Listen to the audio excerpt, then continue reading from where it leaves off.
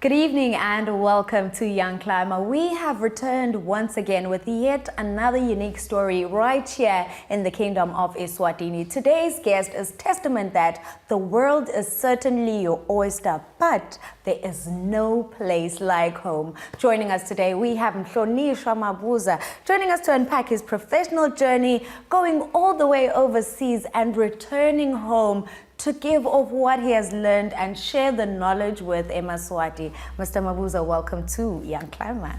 Thank you very much, fellow. I'm very excited to have you. Kukhula lana ekhaya Eswatini kuba into lemnanzi. Growing up as a firstborn can be challenging, but as kukhulumise kukhula kwaMhlonishwa in Ngwane Park, how was your family setup like, and what moments from your childhood define who you are today? Thank you for that loaded question. So yes, Mhlonishwa Mabuza. I was born and raised in Ngwane Park, Manzini, Eswatini. Firstborn of 3 children in a family of 5. Besihlala estanding ngandla ngamandla. Yeah, I mean, it was quite formative years that I spent in Ngwane Park. But I'm not going to lie, I was a very introverted kid, so I used to spend a lot of time in the house watching TV and basically looking after my younger siblings. And the most interesting fact actually about you is that you started school at a very young age, 4 years old. 4 years old, yeah. I need to know how one gets to that. Was it the discipline within the family, just being an age? I don't remember much at 4, but, you were studying school at that time. What do you think drove that excellence? Was it the discipline within the family or just you as a young, responsible man? As a young, responsible 4-year-old. Yeah, 4-year-old. It's a mix of everything you've just outlined. Yeah. But I guess it goes back to my father. He was very strict about school. He's the first in our family to pursue an advanced degree. He has a degree in law from UNESCO. And so he was very disciplined and instilled that same discipline in us as children. And then I guess I was lucky enough to be blessed in terms of being an excellent student, I guess. Yeah. My parents took me out of creche in the second term and basically homeschooled me for the rest of the year until they figured I was ready to go to school when I turned 4 the following year. And, going on from there, transitioning into high school as young as you were, I mean, the pressure was definitely obviously there. I mean, 11-year-old boy joining labanye lasebati vangati, they're far bigger and better. Can we just talk about that transition and then also leading up to a time where you were a prefect in high school? Can we just talk about your high school years, basically? Right. So I went to Manzini Nazarene Primary until obviously grade 7, where I was lucky enough to pass with a merit and then earned a place in Manzini Nazarene High. And I think that's where I really started exploring my passions for science.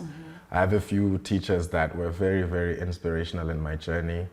And as I mentioned, obviously being the youngest person in the classroom meant that, my social life was not very eventful, but that allowed me the opportunity to get really close with some of the teachers that ended up being an inspiration in my journey.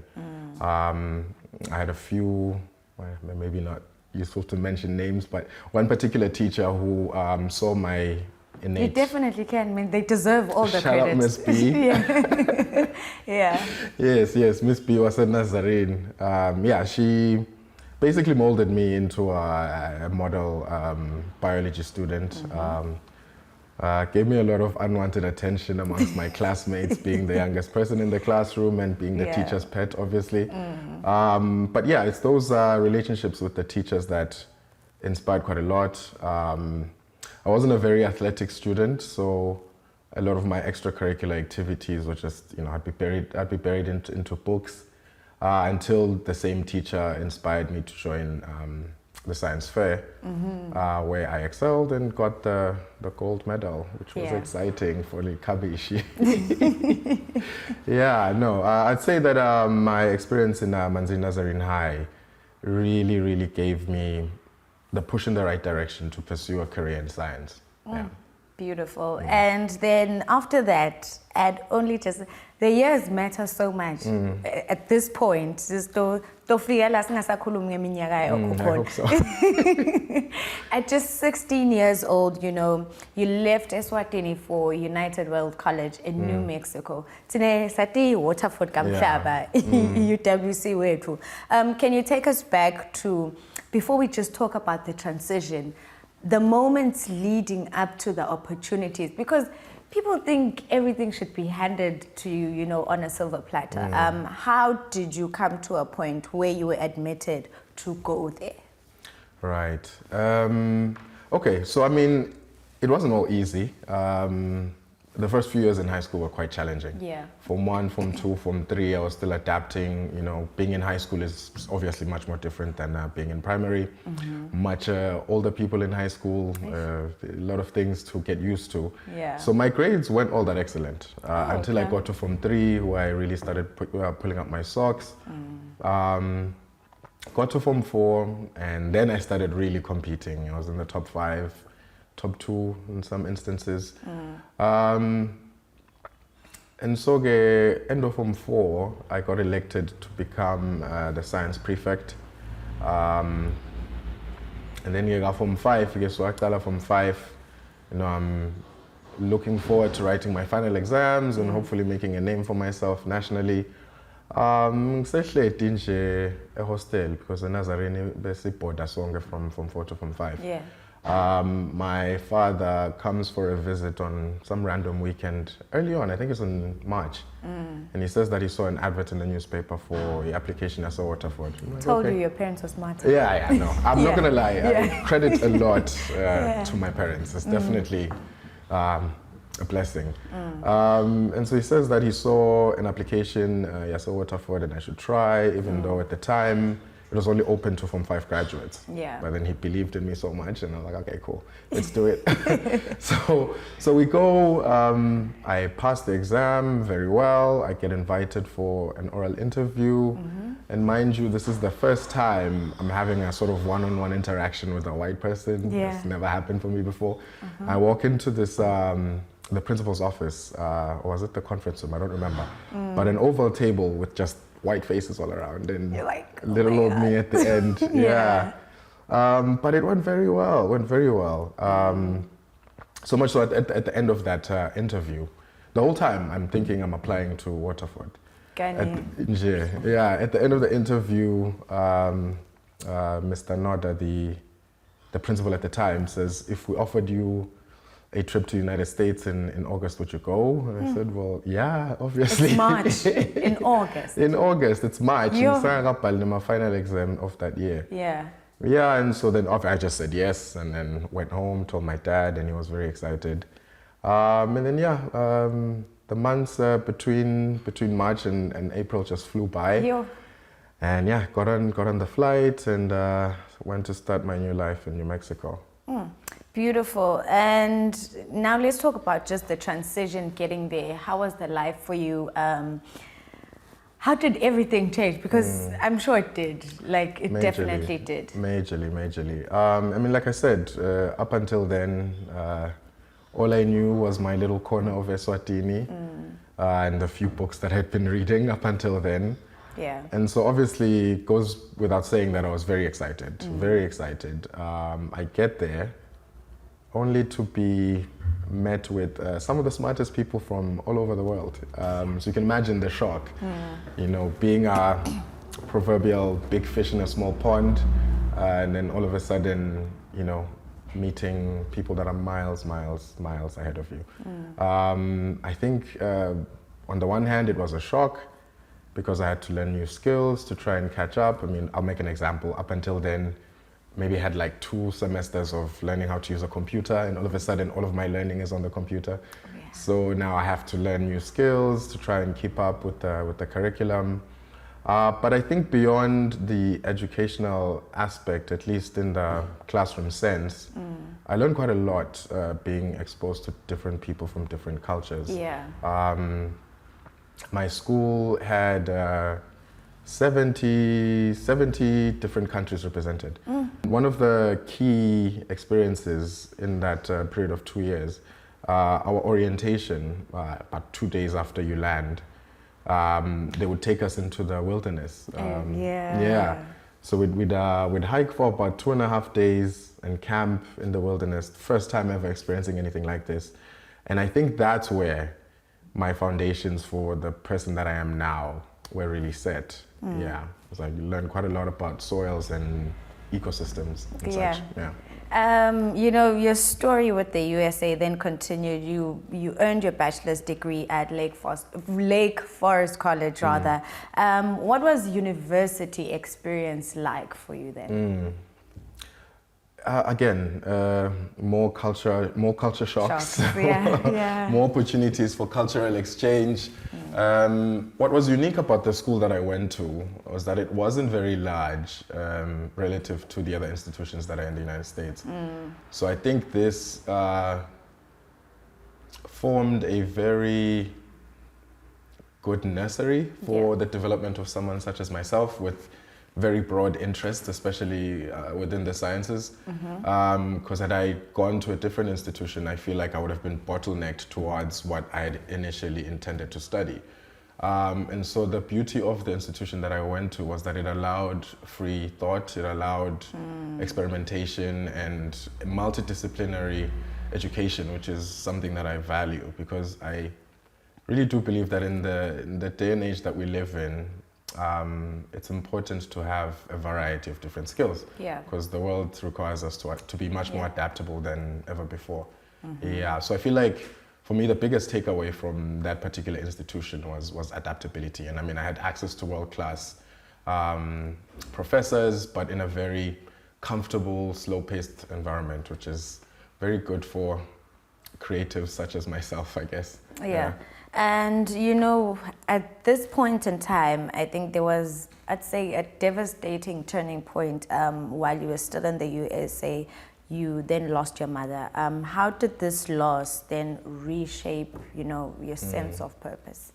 Yeah, well, like I mentioned previously, my obsession with astronomy, I had believed for the longest time that I wanted to be an astronomer, which is very difficult to explain to a Swazi parent. What is an astronomer?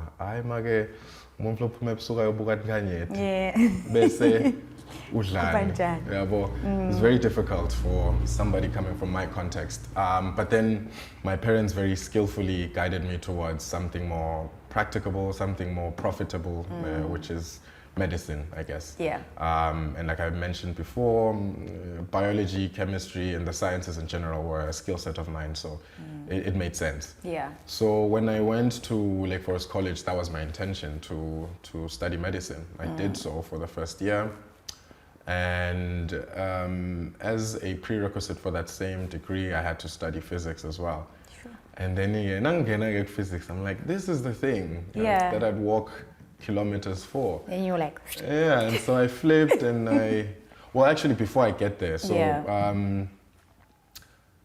so this whole being a doctor thing and pursuing medicine was a dream that my parents had for me, and it's something that I wanted to do for my parents.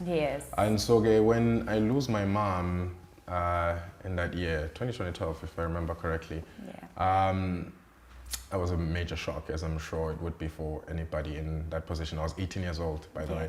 And then there was a major shift in my consciousness, because I was like, all right, so this whole medicine thing, one, I cannot deal with sick people, but I supposedly have the skill set to do so, but I'd really much rather not. And so now, losing my mom basically opened up, I'd say, new channels for exploring new possibilities, because it's okay, now I guess it's all about me now, and I'm sure she'll be proud nonetheless, as long as I follow my heart and I do good. So then I switched, I go to physics, and I guess the rest is history. Well, quite an interesting story, and you know, the story continues where we get to delve deep into your professional journey. But right now, we'll take a short commercial break. When we return, we talk about the old Mhlonishwa, not the one who's young and achieving, you know, now the one who is set foot into the industry fully. But that is only when we return.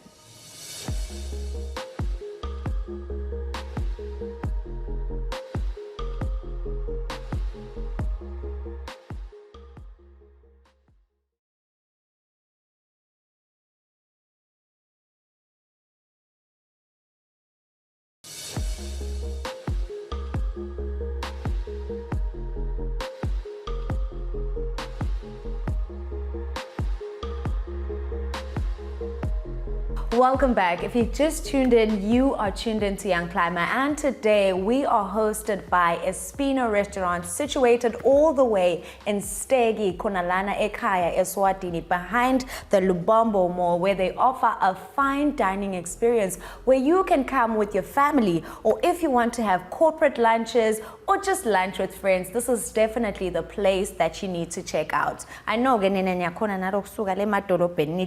so it's definitely one that you should see. But we are still having a conversation with our guest for today, which is, of course, Mhlonishwa Mabuza, talking about life abroad. And now, Mhlonishwa, we're bringing it back to the land of milk and honey. Yeah, you know, many young people here in the Kingdom of Eswatini dream of a life abroad, yet you chose to return home. What was, the pull that brought you home, back to Eswatini? I guess there were a lot of different factors, obviously, as such a big decision would require. Okay, into le nhle ngibali Swati ukuthi noma ungayaphi unelikhaya. Yeah. Isikhathini lesiningi sinzenzala amadolobheni sikhohle ukuthi ati kahle kahle sinemakithi. And with umhlaba comes a lot of wealth, which is something that's difficult to communicate to young people, but ke kumcoka lokuthi lo mhlaba lesinawo sivaluation. But before we get into like the work experience, can you now clearly describe your role so that people better appreciate the impact of the work that you're doing? Because I've seen you on so many platforms, you and Live Dialogues, recently the Standard Bank Luju Festival, you were there somewhere, somehow, but sicela uchazele umuntu lomusha losekhaya ukuthi kahle kahle hey sebakhulumile but wendani lo Mhlonishwa? Yes. Yeah, so le ngikwenda kwamine kahle kahle I'm a champion for what you call agroecology. Some people might be familiar with the term permaculture. Yeah. But basically it's a sort of way of cultivating natural resources and society to become more sustainable. Okay. It's a very broad, generalized description of that, but in essence, it's about the efficient use of resources to maximize our productivity. So, particularly, umsebenzi wami ubuke ihlangothi le sustainable agriculture. So, lapho what I do or what I advocate for is for people to use the resources that they have readily available and to preserve the traditional knowledge that we have. That is, very important in terms of talking about our identity and our history. Yeah. But then also the preservation of traditional seeds. So umsebenzi wami ngisebenza kakhulu nema communities to advocate for the implementation of various initiatives that speak to the sustainable use of our natural resources in terms of agriculture primarily. But then, working at Kuba and Malkins for you for 4 years after returning, teaching and managing projects, that is, what was the most fulfilling part of that season? Yeah, those are very fond memories. So going back, just to take you back a little bit, when I was still in university in the States, I had been a physics major. Yeah. But then I had friends there who inspired or re-inspired my love for the environment. Yes. And introduced me to various concepts within sustainable agriculture. And so in my head, I thought that coming back to Eswatini, I'd be bringing back revolutionary ideas on sustainable agriculture. Yeah. Only to find that there are various entities within the country that had already embarked on that journey. And so one of my close friends, another Liswati that I had studied with in the same institution, 2 days after I arrived, took me to this beautiful farm in Malkens. Yeah. Says, oh, I know you're into this kind of stuff, so let's just go on a drive. So I get there and I immediately fall in love. And I'm like, this is where I have to be. This has to be my new home. I applied, took a while, but eventually they noticed. And then, started working with them. I think it was in 2018. And some of my most What's that took a while, actually? That's a very important one. That it took a while. Oh, patience, man. Oh. apply. And in fact, that's a very good point to make, because I apply as soon as I figure, and this was August of 2018, but I got a response in August of 2017. Yeah. I got a response in June of 2018, so Imagine. that was a lot. Yeah. And I had to be persistent, and eventually they noticed, and we clicked and we made that connection. But again, the biggest takeaway was seeing people become successful from the things that they were learning from me. Being able to sustain their families, rejuvenate their soils, and improve their biodiversity within their homesteads. I mean, that's beautiful to see the trees that you planted grow. Is such an important experience that I wish all of us have. Yeah. Yeah. And now, we'll skip some parts. You went from Cuba to Libet's Ranch, I hope I'm saying it right, and now at Cosby. How has your vision for sustainable agriculture evolved through these experiences? It's grown quite a lot, because at first my focus was more on smallholder farmers and small-scale subsistence agriculture. But then moving on to a large-scale commercial farm like Libet's Ranch really challenged my experiences from the previous job, where now I had to become creative in terms of scaling up those practices that are typically done on a small scale. Yeah. And then I realized, but it is imperative if we are to preserve our soils. And so I had to learn various techniques of applying or scaling up the same concepts that would be done on a small scale onto a farm that's 100 hectares, which is quite a challenge. Yeah. But is that before you can design the landscape, you need to redesign the mindscape, which is a quote that I take from a dear friend of mine. When you talk about sustainable agriculture, it really requires a major mindset shift, and for people to realize that there's more benefit for them in the long term if they invest in the wealth of their soils, first and foremost. And that's it's a tall order if you're talking about making profit, obviously. But again, I like that you speak about farming so fondly, and just agriculture in general, because farming now is often seen as a bit old-fashioned for the youth. They don't want to get down and dirty. But how do you then inspire young eMaswati to see farming as a part of the future? It's been probably one of the biggest challenges in my career, is getting youth more interested in agriculture. But for me, it just makes sense, because yes. And in fact, all civilizations throughout the history of humanity have been based on sustainable food production. Yeah. And once you tamper with the sustainability of those food systems, there goes that civilization. And so it's not even a matter of getting people interested, but it's a matter of getting people to acknowledge that simple fact that there is no civilization without food. And so what I'm happy to say, I would say, with one of the current projects that I'm managing, there's a group of 3 young people that are involved who are, avid stewards of the soil. One of them, in fact, 2 of them have advanced degrees. One of them has a degree in IT, the other has a degree in teaching. Yeah. But they are so passionate about the soil that they're willing to put those careers on hold. Yeah. And I think that's something that all of us should be looking at. I mentioned earlier that Swati, one of the biggest privileges of being born in this country, is that we all have access to land. Yeah. Yeah. So even if it's a small 0.25 hectare patch, you can grow something. Yeah. Yeah. That is, that's good for Bantu Basemakhaya. And I think now, looking back at your journey, there's so much to cover. You have such an interesting story, and one thing just leads to the next. But looking back at your journey now, the stars, the soil, the science, and now the service, what thread do you then see tying it all together? I think it's God and my parents. One thing I can say is that God has definitely been guiding my journey from start to finish. To finish. Yeah, to finish, which I hope Finish is is many years from now. Yeah. Just sort of trust the journey, trust the process. Don't be afraid to go outside of your comfort zone.